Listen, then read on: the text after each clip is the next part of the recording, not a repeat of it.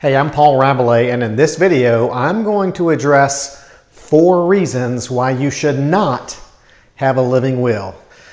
So this is a difficult video because it's a difficult situation. It's all about, life support machines. You're in perhaps a profound comatose state. There's no reasonable chance of recovery. So just the whole situation is difficult. It's a difficult conversation.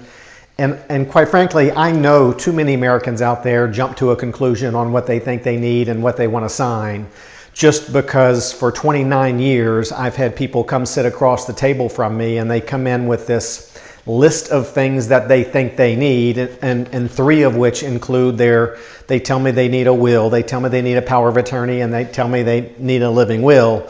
And then when the living will gets put in front of them, they want to check that box that they did it, so they just sign the living will because they heard or read that that's what people are supposed to do when they get their estate planning in order.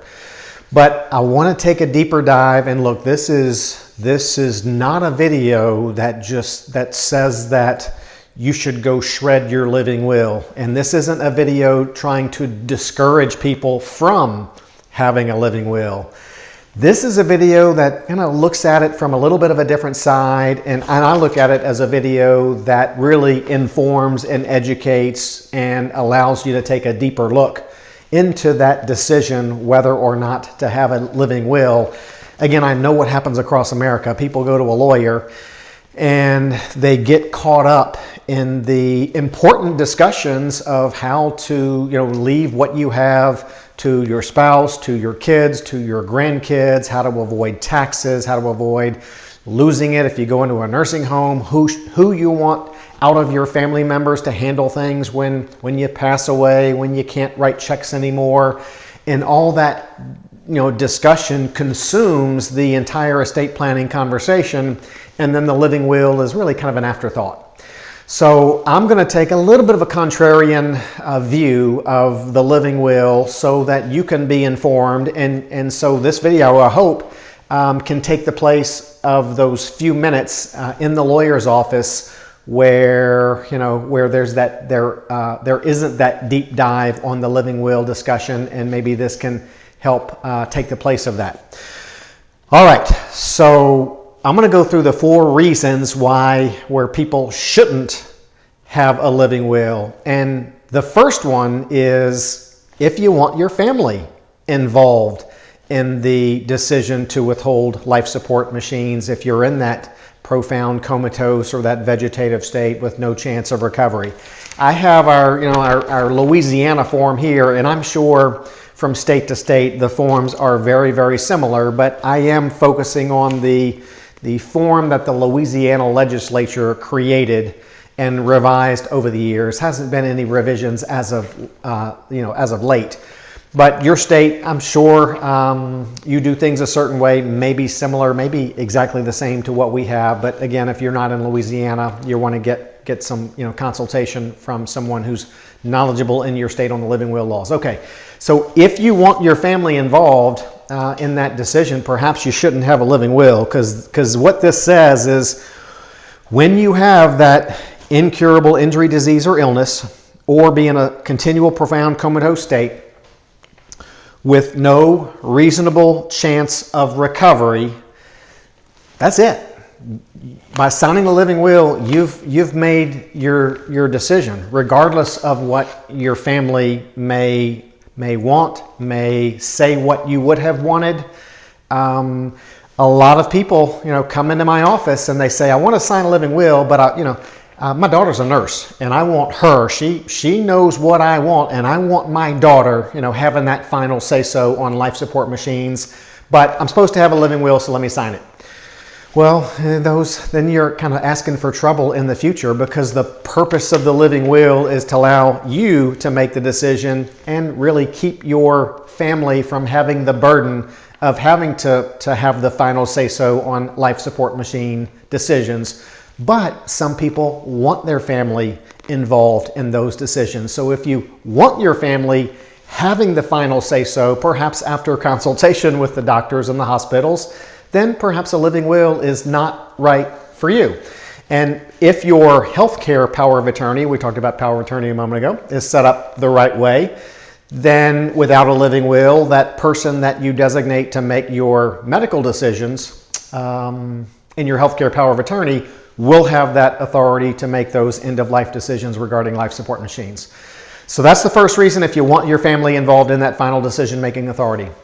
The second reason perhaps you shouldn't have a living will is if you don't want two doctors having the final say on withholding life support machines, because that's what you require when you sign a living will. It says when you're in that condition with no reasonable chance of recovery, certified to be a terminal and irreversible condition by two physicians who have personally examined me, one of whom shall be my attending physician, and the physicians have determined that my death will occur whether or not life-sustaining procedures are utilized.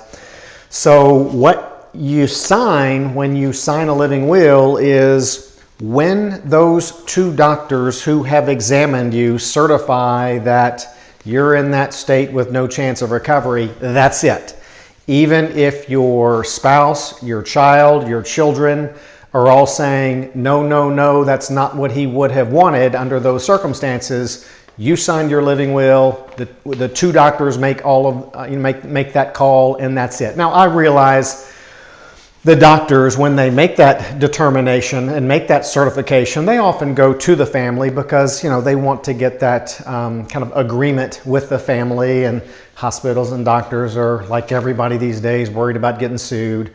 But nonetheless, as far as the law is concerned, when those two doctors certify that you're in that terminal and irreversible condition, that is it, regardless of what your family says. Some people tell me, Paul, I don't want the doctors making the final call. I don't want the hospital involved. And some people just have that, right, wrong, or indifferent. They have that distrust of the medical, community.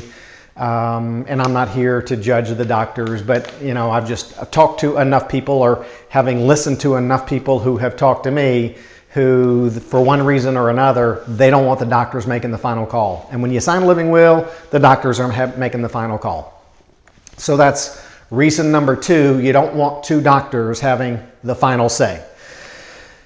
The third reason you shouldn't have a will is for those people who come and sit down across the table from me and say, Paul, when I'm in that condition and the doctors or my family or whoever say there's no chance of recovery, I want a week, or I want 2 weeks, or give me 3 days, or Paul, miracles can happen. I've seen them happen before. Let me tell you what happened to my mother. They said she was a vegetable. She came back and she lived 5 more years, had quality of life. So there is no provision in our kind of typical living will declaration where there's a time limit. It's once the two doctors certify that you're in that terminal and irreversible condition and all of those other conditions are met, that's it. No time limit. No give me an extra 2 weeks, no give me an extra month. So again, if you feel like miracles could happen, and because there is a subjective nature to when you have reached that point where you can't recover, I guess reasonable minds could differ. And if you want a time limit where give me a few days, give me a few weeks, a couple of weeks after they make that determination, then perhaps a living will is not right for you. Some people they feel adamant about wanting that extra time. And then the other reason perhaps you shouldn't have a living will is because you have to initial the box, initial one of two boxes. And you're going to be making a decision today when you sign your living will as to the treatment that you'll get maybe 20 or 30 years from now. But you do have to initial one of these two items today when you sign your will, and it has to do with nutrition and hydration. Some people call it food and water. Some people call it IVs and feeding tubes. So when you sign your living will, you have to initial whether you'd want to be removed from all machines including nutrition and hydration, or removed from all machines except nutrition and hydration, food and water, IVs and feeding tubes. So it's kind of risky to make that decision today, and you may not be in that condition for decades from now. We have no idea what circumstances will be like decades from now. And so if you feel like maybe your family would be in a better position to make that decision regarding nutrition and hydration on your behalf at that time, rather than you make that decision today, maybe you shouldn't have a living will and then allow your family to make that decision.